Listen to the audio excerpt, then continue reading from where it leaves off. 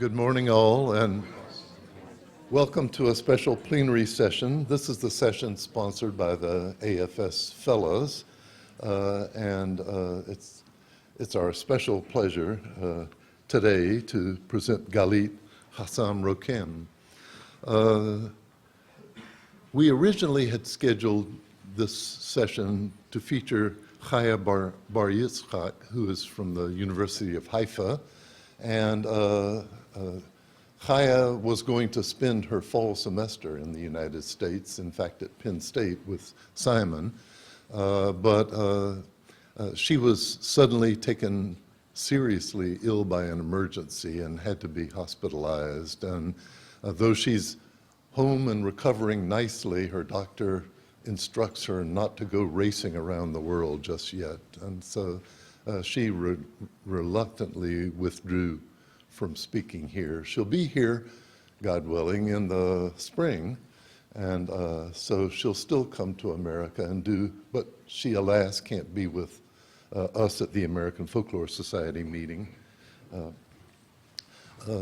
Simon Bronner and Elliot Oring and Dan Benamos, who had, as fellows, had conspired to bring her, still thought the idea of having a wonderful Israeli folklorist to talk about the topic that was the theme of the conference, Homelands and Diasporas, was a great idea, and we shouldn't abandon it. Luckily for us, there's another wonderful Israeli folklorist, Galit Hasan-Rokem, who teaches at Hebrew University of Jerusalem, and she, in fact, was and is here for the semester at Berkeley, and had planned to come to the AFS meeting anyway. So we've happily recruited her to do a wonderful presentation instead of Chaya. Galit was born in Helsinki, Finland, moved to Israel in 1957, and has lived there ever since, though lived there ever since in a way that a citizen of the world lives there. She's deeply wed and committed to Israel, and yet every time I look around, she's in one or another university in the United States or Europe. At one point, looking over her resume, I thought, well, maybe she's not fully a world traveler. How about Asia? And then I saw that she was on the advisory board for Indian Folklore as a journal. And so her connections are, as a folklorist, are indeed worldwide. She studied at Hebrew University of Jerusalem and got her PhD there in Hebrew folk literature. She had, I don't know if this was her absolute first job after her PhD, hi Dan, but oh, before I forget it, I want to say that at the end there will be time for questions from the floor if anyone has it, but also Chaya is doing a special session on Saturday. Sorry, Galit, forgive me, I'm sorry.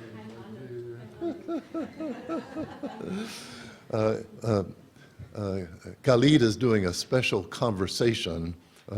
Simon will chair it, and I think Dan Benamos and Elliot Oring are also discussants. 8:30 Saturday morning in Lakeshore B.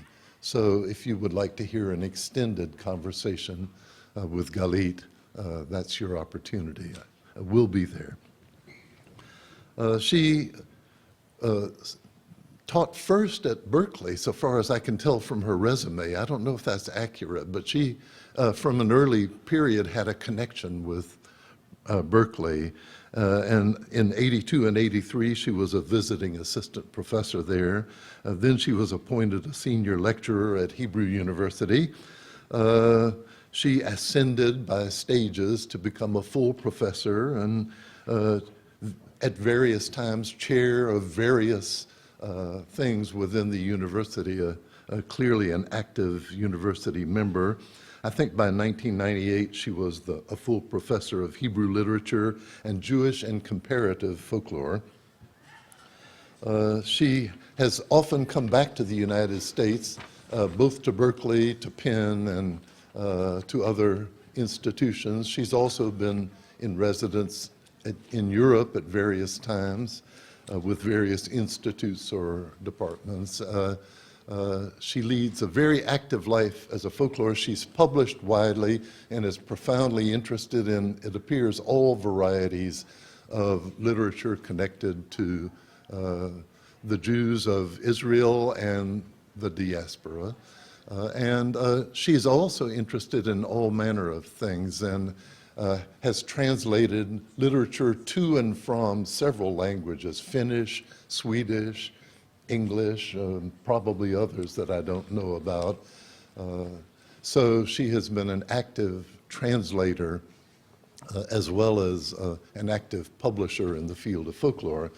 She's also a poet, I should report, and it's good to think of her as an artist in Hebrew and in other languages. She has written about poetry and edited poetry of others too. She's been an activist in many ways, folkloristically and culturally and socially in Israel. She has students who are both Israeli and Arab, and she has worked actively in cultural connections between those worlds, as well as social and political connections. I think she's been committed to peace from an early period and has been an activist in, I think it was called Israeli Women for Peace. Do I have the title right? So her career has been varied. It's one of those resumes that when you read it, you wonder, how in the world does she have time to fit all of that into one life? But it's one life and it's still going and very active. So it's a great honor and pleasure for me to introduce to you Galit Hasan-Rokem.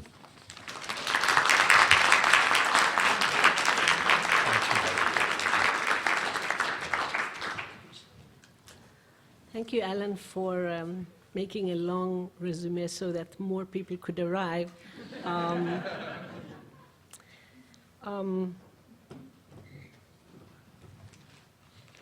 I want to start with thanking the fellows, the conspirers, as you said, the fellows, and especially the president of the fellows, Alan Jabbour.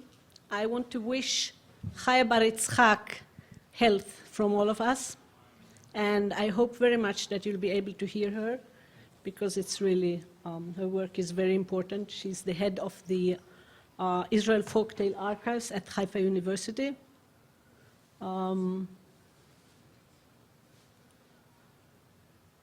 I don't know why this is not brighter. Okay.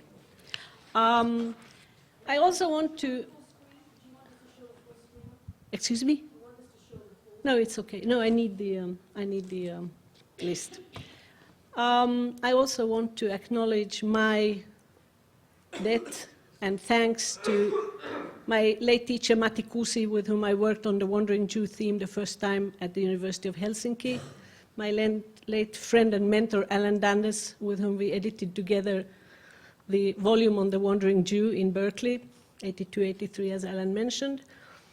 And I want to mention two groups of people with whom I've discussed this topic that I'll talk to you about today. The fellows of the Institute of Advanced Studies in Berlin, the Wissenschaftskolleg group of 2004-05, and the group of Ethnography and Literature at the Institute of Advanced Studies in Jerusalem in 2005 in the fall. Thank you very much all. The picture is by Chagall. I'm sorry it's not acknowledged. Some of the dilemmas that recurrently present themselves to folklore scholars are due to the unbounded character of the field. One is asked, sometimes ironically, so what is not folklore? And indeed, folklore can appear in almost any expressive mode of culture, written,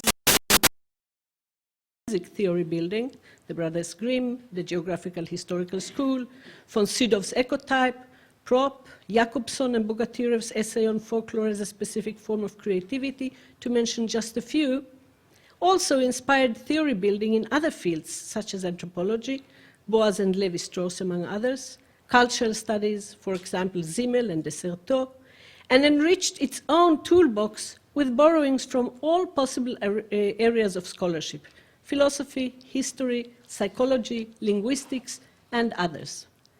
This inclusive mode of thought will guide me in my following attempt to encompass one of the many seemingly endless folkloristic research topics, the European tradition of the wandering Jew.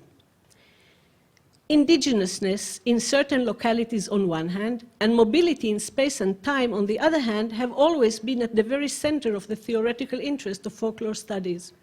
The project of the Romantic folklorists sought to establish local ancestry for collective creativity, ultimately legitimizing the early phases of European nationalisms.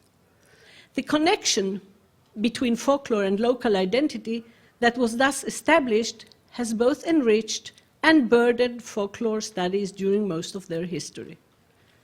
Whereas newly conceived political identities everywhere indulge in local folklore as part of their nation or community building, folklorists of older nations, often with colonialist or otherwise exploitative histories, tend to articulate their unease with folklore's involvement in those histories by configuring attempts to deconstruct the field or to critically re-theorize it. Having established the roots of Finnish folklore, the Historical Geographical School set out to underline the wandering aspects of tradition, first in a rather limited, still very local scope, later in cooperation with international folkloristics, including now the United States, in ever-widening gyres as an international system of types and motifs.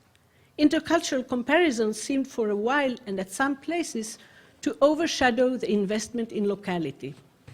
However, at a later stage, the interest in the local, indeed ecological aspects of folklore returned, for example, in the work of the Swede von Sydow, who coined the term and formed the concept of ecotype based on environmental and systemic adaptation. After World War II, the folkloristic investigation of urban localities emerged alongside with the earlier dominantly rural emphasis, creating new methods and aspects of the study of the relationship between tradition and locality. The mobility of folklore became discerned as embodied in the traditions of migrant populations, both the mass of refugees all over the world resulting from the war itself and its unstable aftermath, and through the increase of folklore studies in societies where migrant groups were historically an inherent part of the social formation. Today's folklorists face new forms of locality, among them places out of place, such as websites and blogs, where folklore thrives and is constantly redefined in its immense propensity to transform and adapt. The variation in forms of displacement is also constantly growing as new groups are uprooted from their homes due to hunger, wars, and persecution, and at the same time in other societies, the freedom to travel and to change domiciles takes more and more elaborate and convenient forms.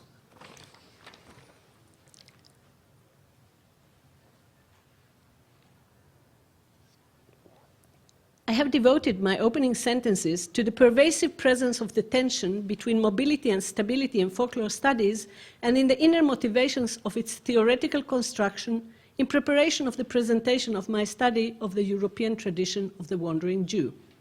I shall try not only to account for the particular characteristics of this tradition as one of possible exemplars of the folklore of homelessness, but also to contemplate with it the cultural complexities and effects of stereotyping through folklore. By this, I hope to contribute to the ethical and critical dimensions of the discipline of folklore studies. The Wandering Jew encompasses circa 2,500 years of cultural production, concentrated mostly in Europe and the countries of the Mediterranean. Naturally, I shall not deal today with the material in its entirety, but will try to sketch a theoretical framework with a number of concrete demonstrations. Studying the theme of the wandering Jew, I have found it productive to examine the semiotics of wandering with regard to the success, or more frequently to the failure, to produce and embody ideal models of humans. These ideals have frequently been produced in the context of particular narratives of creation and recreation, mostly sociological creations rather than cosmological creations. While methodically relying on the interdependence of various genres and cultural contexts, such as canonical texts, images, religious thinking, literature, and folklore, theoretically, I shall ground my interpretation, in addition to semiotics, in cultural critique, addressing in particular one's own society. The dialogical and negotiated emergence of culture between groups that are now or at a given time perceived as separate or even as adversary will be emphasized. Unlike most perceptions of folklore and identity, I shall thus not associate folklore with a group, but rather with the interaction between groups. The synopsis of a wide historical scope necessarily sacrifices much of the context.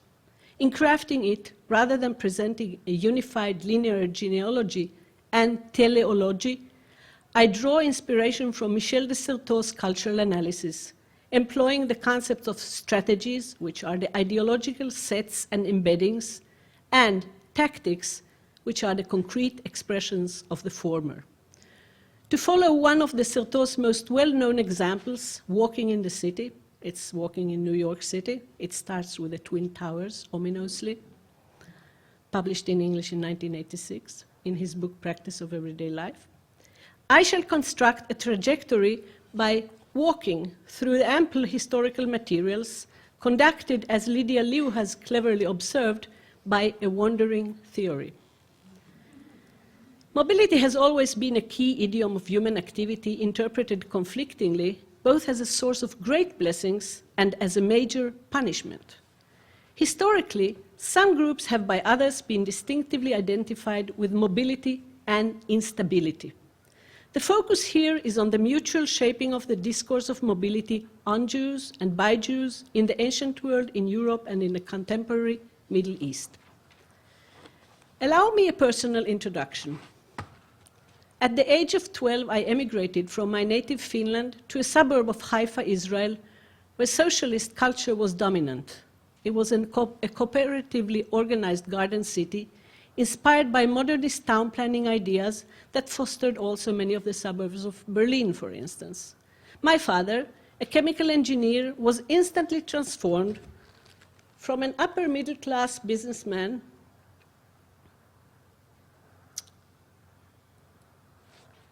to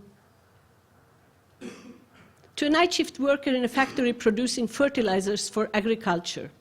A genuine example of the new human that, according to the Zionist recreation myth, was supposed to emerge by national revival.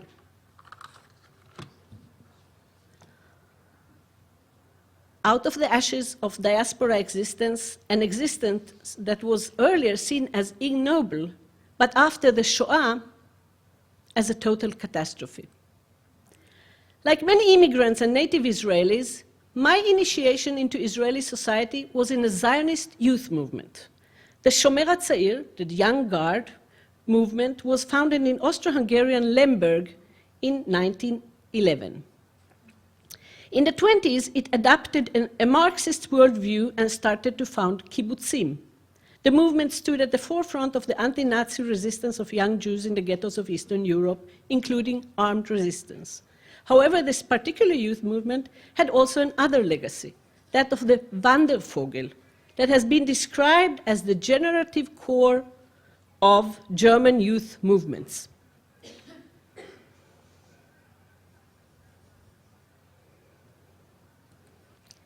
It excluded Jews from its very foundation in 1901, celebrated Teutonic mythological elements of German culture, while most of it merged in 1933 with the Hitlerjugend. Most of it, not all of it. There were also leaders who were executed by the Nazis.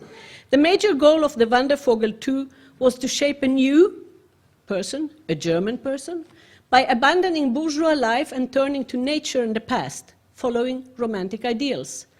The explicitly borrowed ideals were abstinence, the ones borrowed by the Zionist youth movement, were abstinence from alcohol and sex, commitment to a rural lifestyle, and wandering in nature. The cultural ideal of the Wandervogel most relevant for the present discussion was its deep investment in a wandering lifestyle.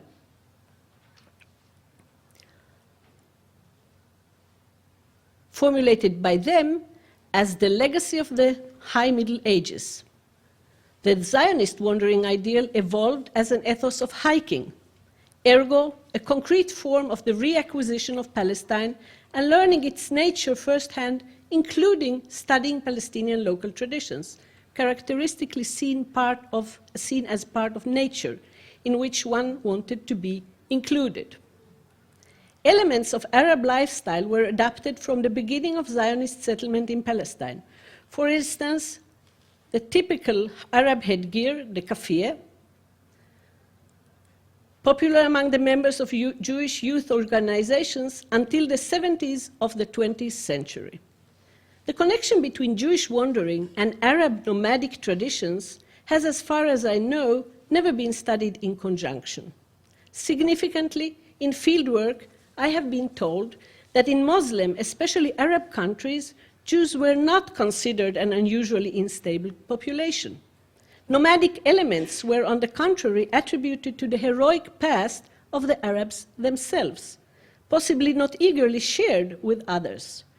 In early Zionist culture, Arab attire was used in the theater to represent both the indigenousness of biblical figures in the Holy Land and the notion of the biblical patriarchal period as Bedouin culture in evolutionary terms, following European Orientalist ethnographical traditions.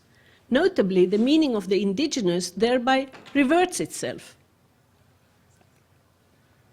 Internally, it reverts itself internally as it is marked as a nomad, destabilizing both categories, the indigenous and the nomad.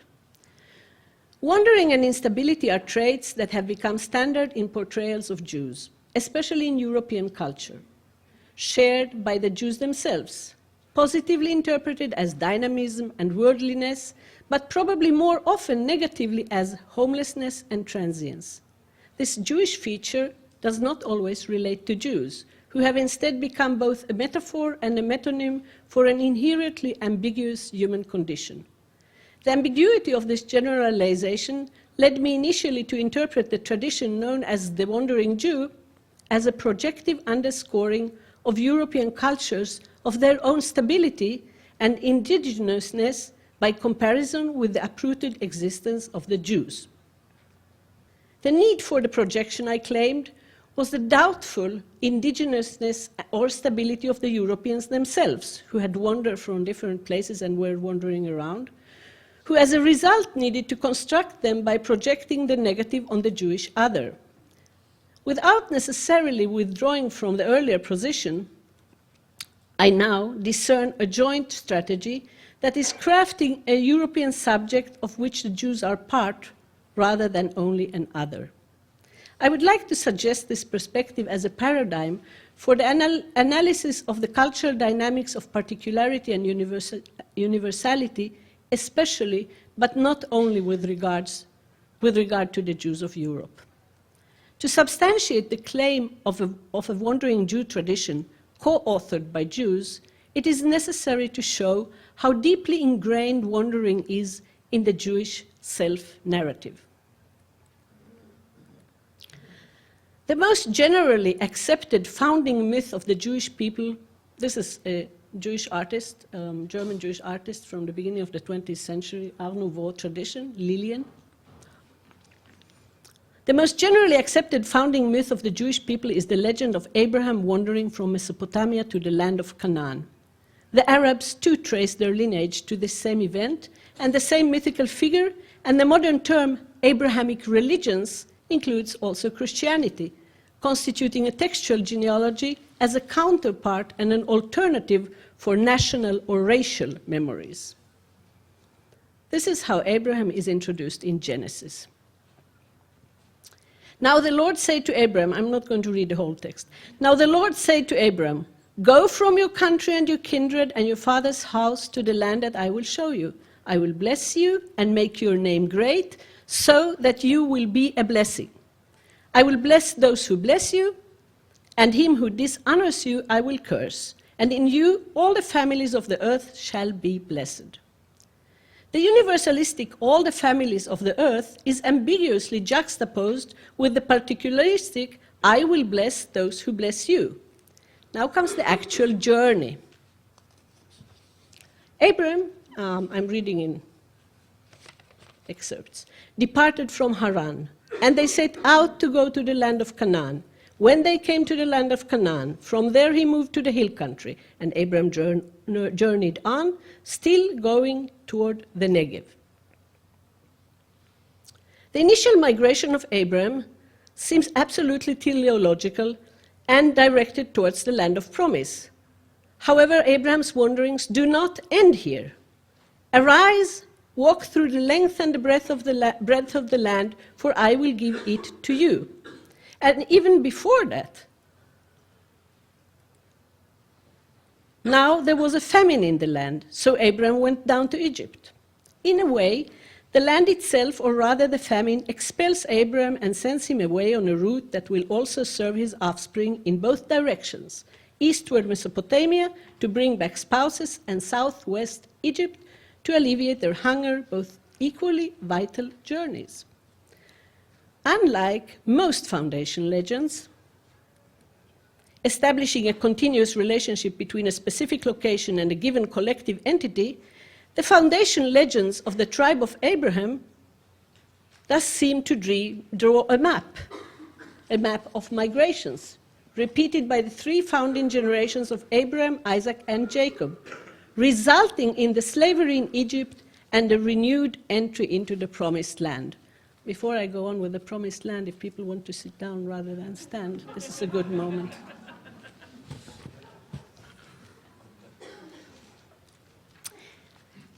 In addition to other central themes associated with Abraham, sacrifice, covenant, in rabbinic literature of the Roman and Byzantine eras, this is after the canonization of the Hebrew Bible, his mobility continued to occupy the minds of the authors, further destabilizing the relationship between territory and identity.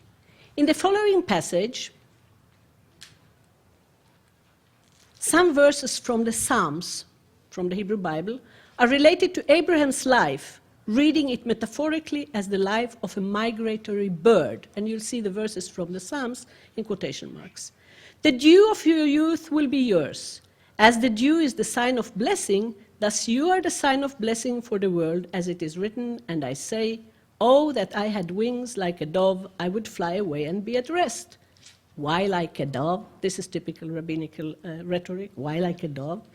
Since all birds, when they are tired, rest upon a cliff or on a tree.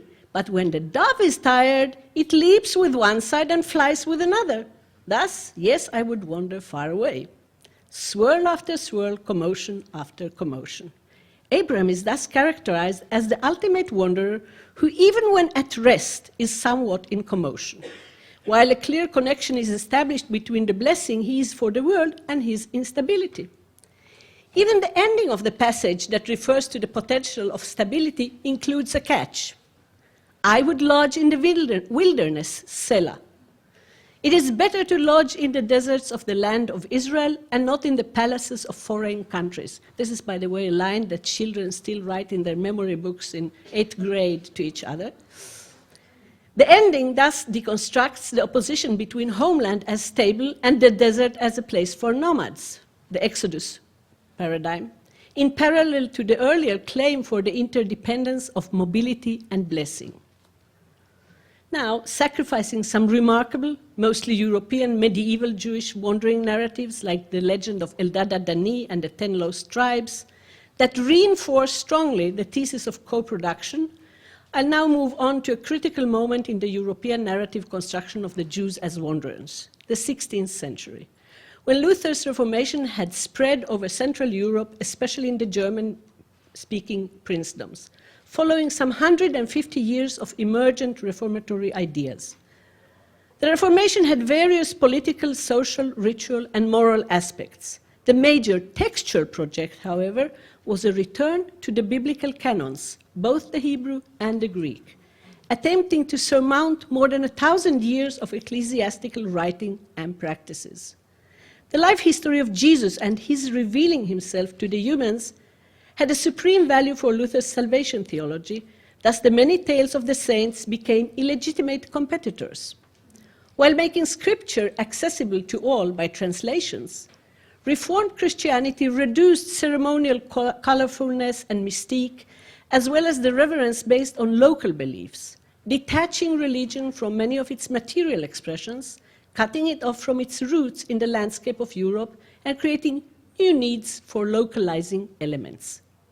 At the same time, the relatively distinct role of the Jews in Catholic theology that had been formulated especially by Augustine as the keepers of the book and the bearers of the guilt was transformed into a new idiomatic role in the world of the Reformation, articulated in popular and folk narrative tradition. As far as we know, the first edition of The Legend of the Wandering Jew was printed in northern Germany, not far from Luther's Wittenberg, in 1602. The introductory passage that served also as a title page was as follows: a short description and story about a Jew by the name of Ahasuerus, who himself was present at the crucifixion of Christ and had also called, "Crucify, crucify him," and the wording is here exactly Luther's translation of that passage in Luke 23:20. Regarding Christ, and instead of his release had wished for that of the murderer Barabbas, but after Christ's crucifixion could not return to Jerusalem and never again saw his wife and children and stayed alive since then, and since a couple of years arrived in Hamburg, etc. You go to the neighboring room to the book exhibition, you see that the concept of book titles has changed somewhat since the 16th century.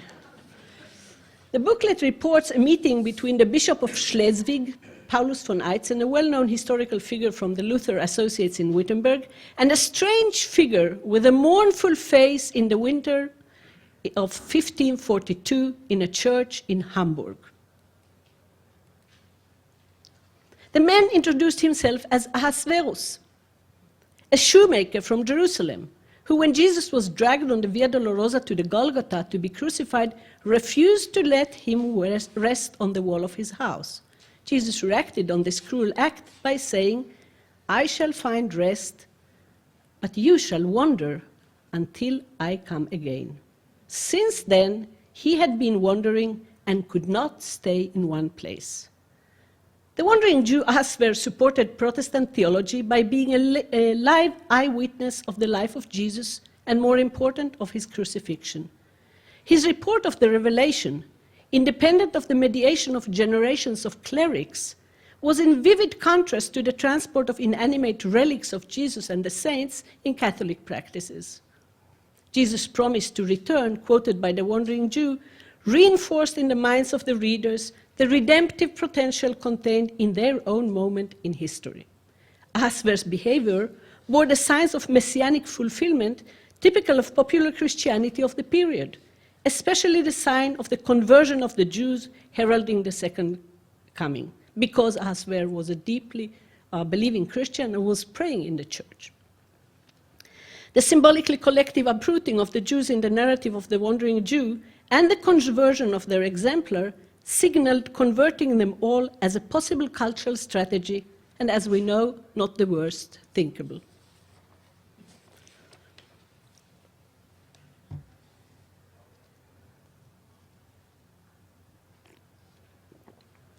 It is necessary here to remind us that the historical research of the wandering Jew theme, especially in George K. Anderson's masterful monograph, has shown that the figure was not entirely a new invention of Reformation advocates. Quite the contrary, Ahasuerus was sophisticatedly composed of earlier religious, literary, and folklore motifs, such as the gospel narratives of the Roman soldier Malchus, who slapped Jesus while he was carrying the cross, and the beloved disciple John, who was sent to sleep in Ephesus until the return of his master. The polarized emotional ambivalence of these two sources contributed to the later internal contradictions of the character and made the wandering Jew a highly functional sign for the ambivalent relationship of Christian Europeans to Jews and the European Jews to themselves. Another intra-Jewish genealogy of the European wandering Jew leads back to the prophet Elijah, transformed from the biblical zealous fighter against the heathen priests to a popular itinerant helper in post-biblical Jewish tradition. Dan Ben Amos has studied this tradition. Immortal since he entered heaven alive rather than by death, and reinforced by similar motifs in the tales of his Muslim counterpart, El-Khader, the evergreen. The verse, "See, I will send you the prophet Elijah before that great and dreadful day of the Lord comes," Malachi 4:5, provided the mission of proclaiming the end of the days, parallel to Ahasuerus' association to catastrophes. Jewish sources for the figure of the wandering Jew may also be identified in the travelogues of historical rather than mythical Jews, especially those recounting travels to the Holy Land that I have discussed elsewhere and will not discuss today. Local Jews mentioned in the itineraries of European Christian pilgrims and travelers to the Holy Land can be seen as counter-figures to the wandering Jew who is lost on the roads of Europe. Already the account of the travel of Santa Helena, 325 Common Era, the mother of Constantine the Great, to Jerusalem, who finds the true cross guided by a Jew, lends the Jew both indigenousness of place and religious knowledge. The literary figure of Ahasuerus was also informed by the actual process of Jews moving from one place to another, usually, but not only, as a result of expulsions and harassments. The history of the beggars of Europe, and there is such a book, tells us that many of them were Jews. Their massive presence with the unstable populations of Europe and the late Middle Ages, well into the early modern period, resulted in the substantial Hebrew and Yiddish components of the language of those itinerants, the Rotwelsch. The medievalist Gerhard Ladner has masterfully delineated the paradigm of homo viator, the traveling human. The wanderer expresses, says Ladner, most emphatically the tension between the human being's alienness in a world with constantly widening horizons, and between social order. The period of the consolidation of the Ahasuerus legend certainly was a period of a widening geographical scope for the Europeans, where not only discoverers, but European merchants and soldiers too began to sail the oceans around the globe, establishing the great colonial powers that later would to a large extent define European identity in the world. The Jew as a traveler thus became a personification of a certain aspect of Europeanness. The tale itself was quite a wanderer, and it spread rapidly in Middle and Northern Europe.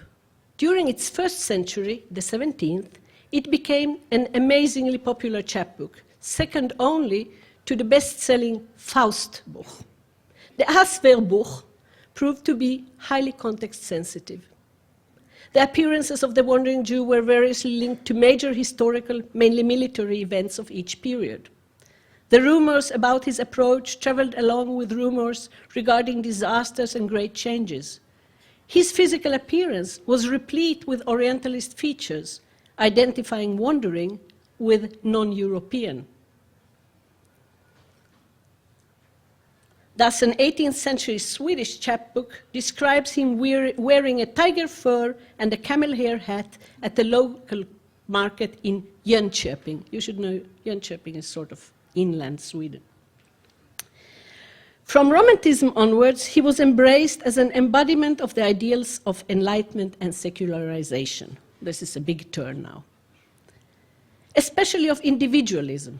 After all, he wandered alone. And also of rebellion and critique of the religious establishment as well as other establishments. At the same time, the psychological depth of the figure grows by correlating it with the spiritual associations accrued through a voyage. The homelessness of the soul in the material world, shamanic and angelical flights.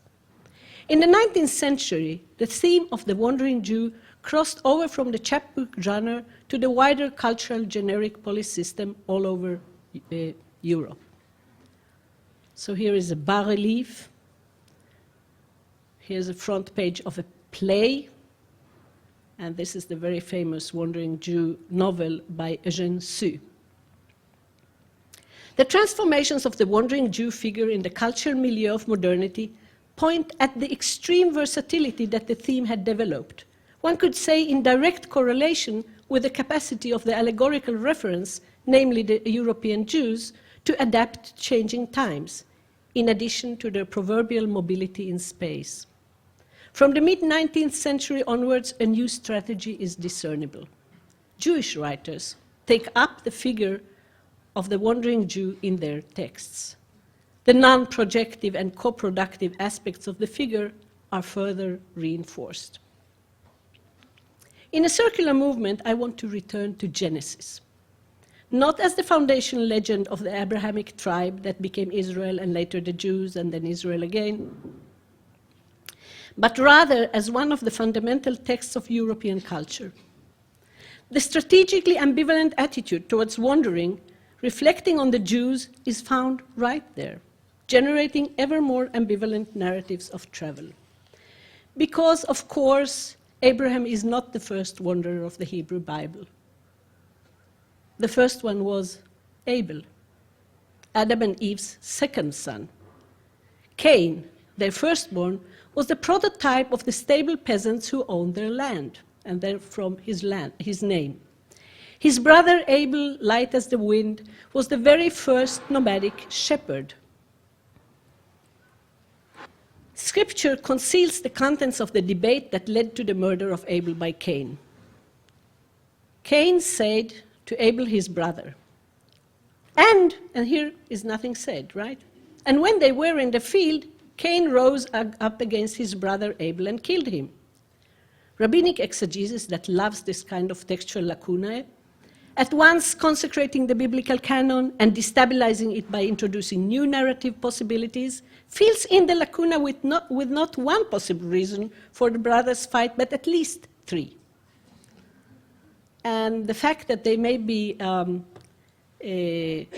conflicting does not bother anybody. What were they debating? They said to each other, let's divide the world between us. One of them, Cain, took the land, and the other, Abel, took the chattel. One of them said, the land that you stand on is mine, and the other one said, what you are wearing is mine. One said, undress, and the other one said, jump off the earth, that is mine. And then Cain rose up against his brother Abel and killed him. So in this rather, I think, almost humorous story, the first murder is explained by the rabbis. Following the murder of his brother, Cain himself turns into a wanderer, which thus seems the primary human function, not to be left unmanned. When the first wanderer dies, the second one, the other one becomes a wanderer. It is Cain's fate that correlates wandering and curse, a combination linked by Augustine with the Jews, in the name of Cain, later transformed into another mode in the legend of Jesus cursing Ahasuerus on the Via Dolorosa. The association of wandering and curse then necessitates the adding of the many words of blessing to the order of Abraham in Go from your country, as you may remember. In post-biblical Elijah, too, the balance of wandering is tipped toward blessing. Biblical Cain is, however, furthermore cursed. When you work the ground, it shall no longer yield to you its strength. You shall be a fugitive and a wanderer on the earth. And we're reminded of the hungers that soon after drove Abraham and Jacob's sons to Egypt. Cain, like his parents, when expelled from paradise, goes east of Eden, symbolically renamed the land of wandering. To solve the narrative dilemma by which humanity now must be the offspring of Cain, God forbid, since no children of Abel were mentioned, Adam and Eve bear a third son, Seth, whose name, referring to foundation, indicates the stability which was the primary meaning of Cain's name. Cain indeed fathers Hanoch, the builder of the first city, the founder of urban civilization, and in the sixth generation his offspring reinstitute pastoral civilization, filling the vacuum created by the murder of Abel. Parallel studies of the lineages of Cain and Seth prove them to be two versions of one pedigree. The same names occur in both lineages. Human nature is thus construed as a combination of the wandering drive of Cainites and the urban urge of Sethites. Combining the medieval figuration of Cain as a Jew with the modern transformation of the Jew as every human, the Austro-Hungarian Galician writer Leopold Ritter von Sacher-Masoch, famous more than anything for the fact that the masochism is named after him, whose own blurred identity in the borderlands of Jewry deserves another discussion, authored many short and long stories about the life of the Jews of Europe and especially those of Galicia. Sacher-Masoch also left a grandiose plan for a literary history of mankind in 6 parts, of which only 2 materialized, titled The Legacy of Cain, Vermächtnis Kains, interweaving the fate of the Jews with the fate of humanity in his characteristically pessimistic vision of the accursed legacy of Cain. Many of Sacher-Masoch's narratives on the Jews can rightly be and have been called by research ethnographic narratives.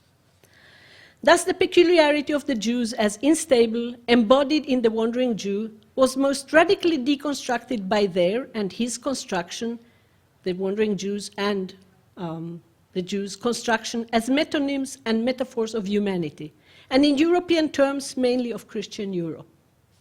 One of the artistically most accomplished products of this strategy in the early 20th century was James Joyce's masterpiece, Ulysses, in whose protagonist, Leopold Bloom, Joyce has interlaced 2 major European paradigms of wandering: Ulysses, Odysseus, and the wandering Jew.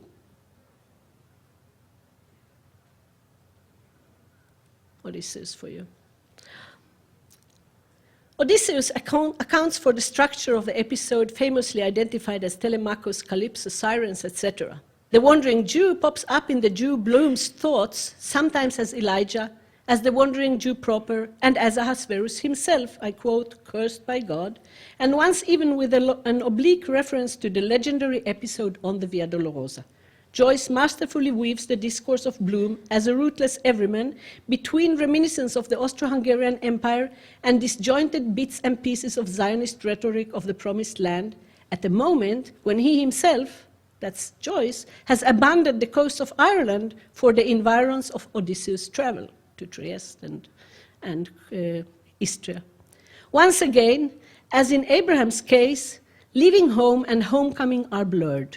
The idea of homecoming as a collective teleological enterprise is deconstructed, replaced in the novel by Bloom's return to his wife's bed.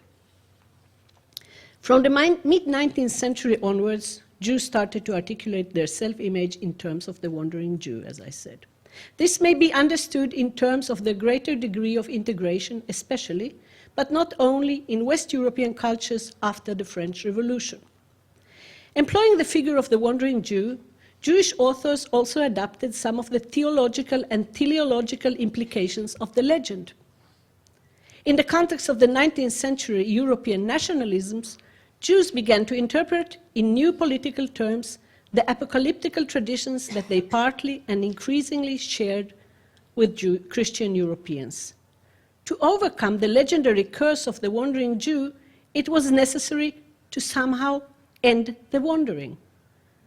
The versatility of the image is proven again. The German socialist thinker Karl Kautsky fantasized in a 1914 essay a final rest, literally, death of the wandering Jew. Various Zionist thinkers envisioned the metaphorical homecoming of the wandering Jew as their collective dream.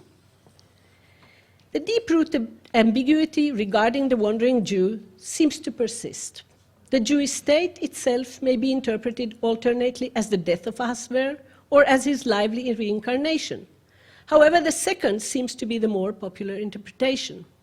Israelis practice the divine instruction to Abraham, walk around the country, in multiple modes. One of the cultural practices emerging thereof is the enduring ethos of wandering in the land of promise itself, linking back to the above-mentioned Wandervogel correction. On the other hand, the practices of settling on the land, cultivating it, and building cities may in the popular imaginary resonate with the accursed legacy of the Canaanite tribe. The image of the wandering Jew is further paradoxically produced in some forms of Israeli ritual traveling, a very popular topic for research nowadays among anthropologists and folklorists in Israel. Thus, pilgrimages to the tombs of rabbis in Morocco, as well as to the tomb of the Hasidic Rabbi Nachman in the Ukraine, demonstrate how the teleology of Jewish pilgrimage by the Bible directed towards Jerusalem is reversed, reminding us that the wandering Jews movement in space constitutes a counter-pilgrimage or even an anti-pilgrimage. Other Israeli collective travels with pilgrimage-like features are the visits, especially of school children, to the sites of destruction at the Nazi extermination camps in Poland. The wandering Jew materializes in those events as a threatening shadow of the past, forcefully but vainly, I think, exercised by the use of national symbols such as the raising of flags, participation of Israeli officers and political leaders, and etc. But the visits to the immense burial grounds of European Jewry insistently identify the young travelers with the wandering Jew who is so often depicted in graveyards. Another revival of the wandering Jew is the young Jewish Israelis' grand tour after completing their long obligatory army service. Some go to India, shed all symbols of Jewish religion and identity, and some return from there to various forms of Jewish orthodoxy.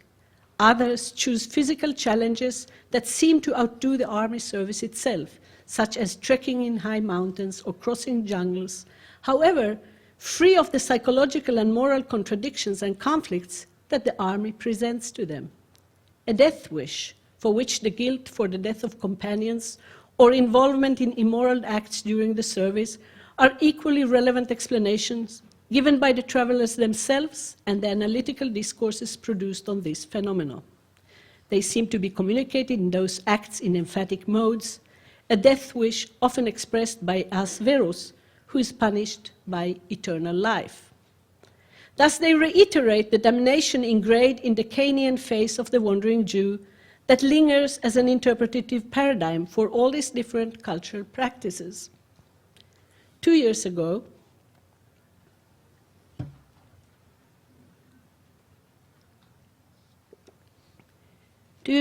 I had the privilege to study this topic in Berlin, close to historical presences such as the home of Walter Benjamin, whose views on exile seem especially pertinent for our discussion, and the Grunewald train station, the site of deportation of the Jews of Berlin by the Nazis, turned now into a site of commemoration that richly and painfully illuminates the dominant, paradoxical, and tragic aporia of the theme of the wandering Jew. I would like to suggest the final reconsideration of my method and its potential risks and prospects. Whereas my work usually has started from a specific text and woven from it centrifugally to its textual, literary, generic, comparative, and historical contexts, I have here ventured a wider and longer perspective, seeking to employ the concept of longue durée, crafted by Ferdinand Brodel with reference to his history of the Mediterranean, which after all is a major site for the unfolding of some of the journeys discussed above.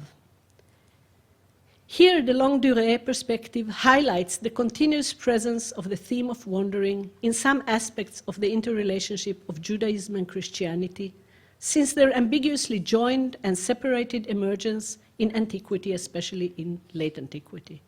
I have tried to delineate how their parallel conceptualization of themselves and each other as separate entities have produced various modes of imagining and expressing the instability or the stability of the boundaries between them in terms of location on the one hand and identity on the other.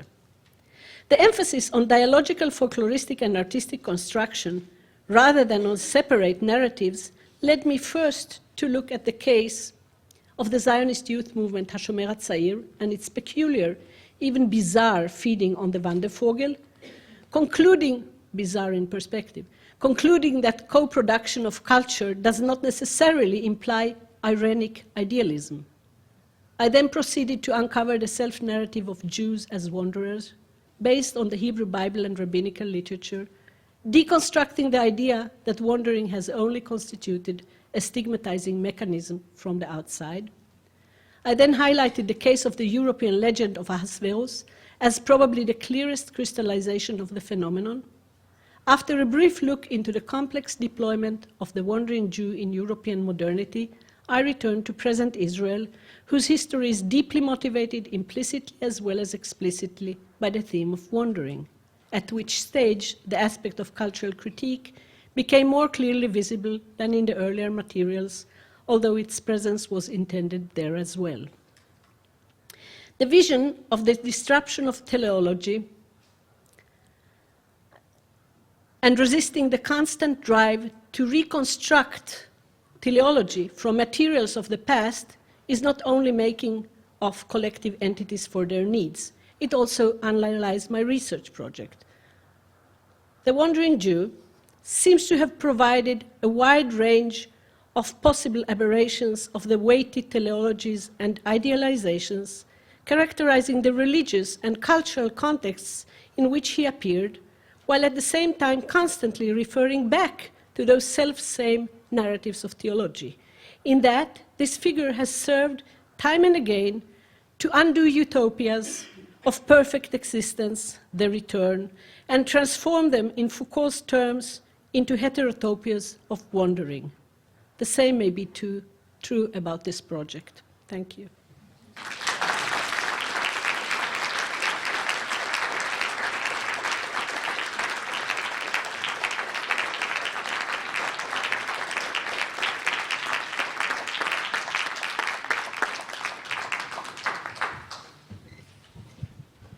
We do indeed have time for questions.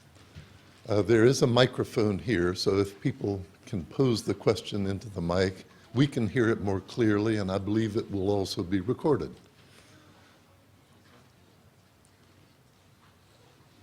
Yes, well, I'll give you time to think.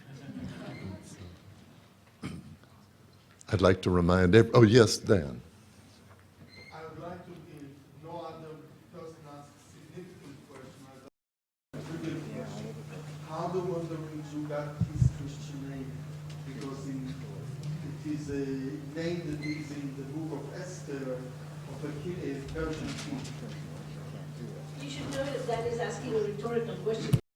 Read as me, the laborious attempts to explain the name of Ahasuerus, and there are several ones. I think the most convincing one is the one that correlates it to the Purim Spiel. The Purim Spiel was a European folk genre of Jews who were playing in the festival of Purim, which is the festival commemorating the book of Esther and the miraculous rescue of the Jews from the hands of Haman and King Ahasuerus, actually, by Mordecai and his niece, Esther. And Ahasuerus, in the folk tradition, became an utterly stupid king. He's not known for his violence or arbitrary. He's known as a stupid figure. And in the Purim Spiels, which were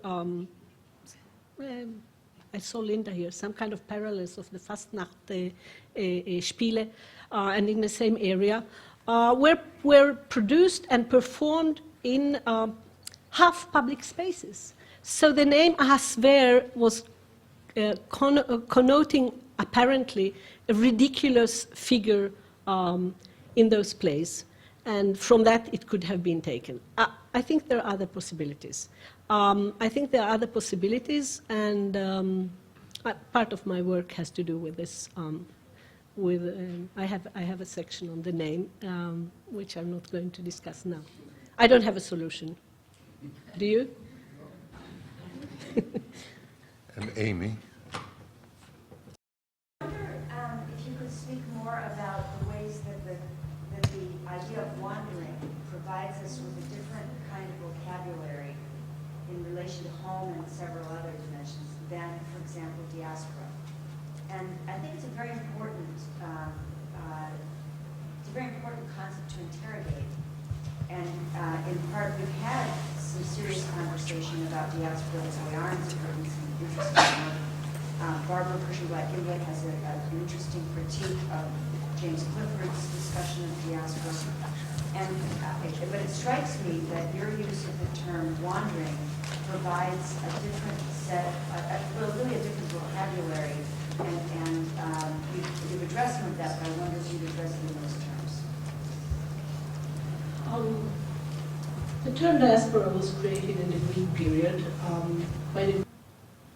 the main result from using wandering rather than diaspora is to alleviate the idea of concentrism, one hand, and on the other hand, the idea of teleology, that there is one direction.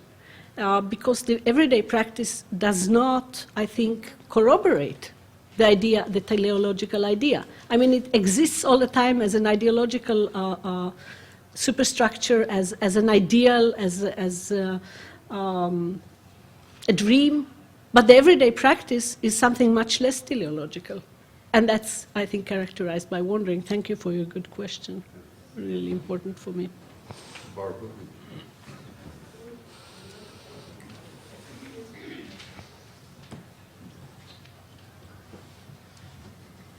Well, thank you very much, Galit, for a wonderful and beautifully rich talk.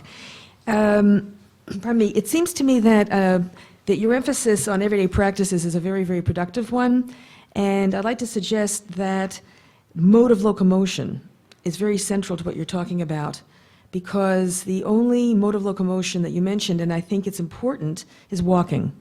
Not bicycle, not airplane, not car, not because I think it's critically important that the if you will, iconic mode of locomotion is walking. So that's the first thing, to try to think about what it is about walking that matters, number one. Number two, as an everyday practice, I think an interesting aspect of walking is a way of producing locality, because the overwhelming message of wandering, in particularly as it's linked to the wandering Jew, is it's linked to homelessness. Although, I mean, you gave it a positive valence, negative valence, but nonetheless, there's wandering suggests no destination, no goal, aimlessness, randomness, spontaneity, whether it's a curse or a blessing. But walking as a way of producing locality, and I think of it not only in the Zionist context, the Israeli context, but I think of it actually in the East European context, where it was linked to Landkenntnis, know your locality. How do you know it? You know it by walking. And you visit local ruins, you come to learn more about the locality. So that the teleology, if you will, is in fact the place in which you are walking. That is the destination. You're not walking to somewhere else, and it's a way of producing Doigkeit, a sense of here-ness, a sense of rootedness. So I think, and I would say that what's fascinating to me about Israeli the tourism of young Israelis after the military service is the prominence of backpacking, which is a walking practice. It's above all a walking practice. That is the mode. That is the primary mode. And the last point I would make, it has to do with the Wandervogel does have its very important Jewish analogs in Europe, and it's very linked to a kind of shift of psychoanalytic focus away from early adulthood to adolescence, and a utopian view of adolescence that The rebellion against the father, it's called. Yes, the rebellion of the son.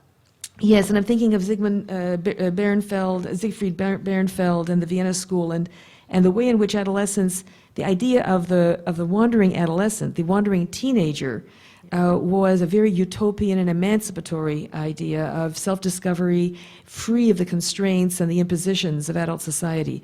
So I think but always walking. Yeah. Never a skateboard, a bungee, whitewater rafting. In other words, it wasn't adventure tourism. Right. Thank you very much, Barbara. I have to apologize because this paper is really like a, soup cube. You need the water. How do you call it? Soup in it. No, but it's this condensed form that is a little. Yeah, right. And I think you're very right that walking is very, very important. And actually, there are chapters in this book that deal with walking very specifically. There's a colleague of mine in Jerusalem who has written about the Spanish mystics, or the Kabbalists, the early Kabbalists, who practiced studying walking. They were walking around. 1967, after the occupation of the West Bank, when Israelis started to travel on the West Bank, there was a universal scene of Palestinian youngsters walking with books on the roads and studying. It was not one and not 100. It was thousands. Everybody was walking and studying. So there is in the Mediterranean civilization, and I've been reading a wonderful book by somebody actually from Madison on wandering in ancient Greece, the idea of retaining wisdom in walking is a very deep tradition from Greece at least. I'm going to look at other traditions. I think in India it's a very central topos.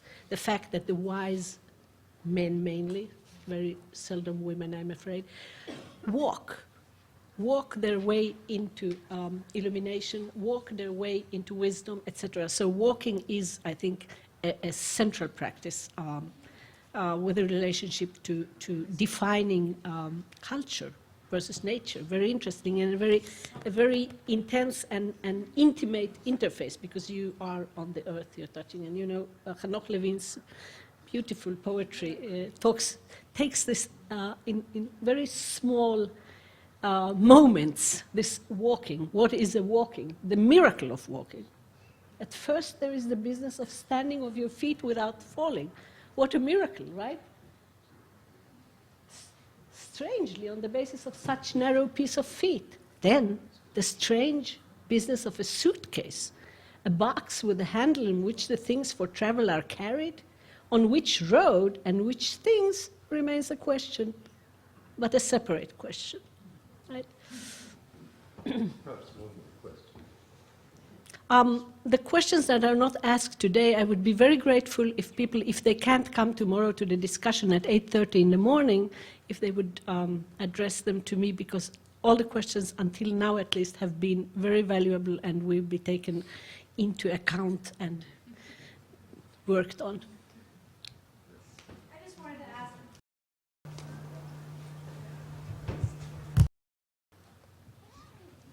I'm not sure if this is on base, but I just wanted to ask about the seemingly sort of contradictory symbolism of the nation state of Israel, or the Zionist symbols of the kind of arborealist symbols of rootedness and the importance of the planting of trees, and it seems to really be contradictory to this idea of the glory of movement. True. I mean, if we want to have a lecture about the contradictions in Israeli popular culture, I have a paper. I mean, I don't have it yet, but there could be a paper. You know, this is part of the... I guess those kinds of contradictions exist everywhere if people care to look about them. I think Israeli culture is very invested in looking at its own contradictions. It's the strength and the problematicness of that culture, but there is a strong investment in Israeli culture to reflect its own contradictions. And I think it's embedded in Jewish culture traditionally.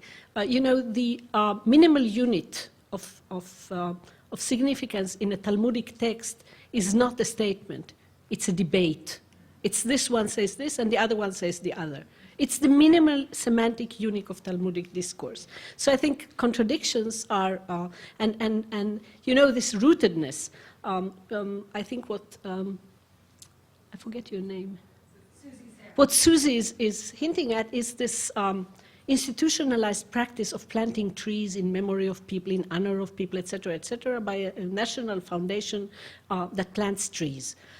Which refers to the fact that there were not many trees in the beginning of the 20th century, and trees are a very good thing. I like trees. Sometimes they planted the wrong trees and they didn't survive, and then they planted new trees. And it's done with an official diploma, etc., etc. It has a very institutionalized form, but it has very popular folk forms. As a child in Finland, I remember walking with my father on Sundays to different Jewish families' homes to empty the pushkes, the collection boxes for money to the National Foundation to plant the trees in Israel. That was the first thing I knew about that country, is that we collect change in this blue box with a map of the Holy Land on it. We collect money in order to plant trees there. And I had bulim, then stamps, right? The ornamental kind of stamps that you got when you gave that money, it was part of building up identity. Yeah, roots.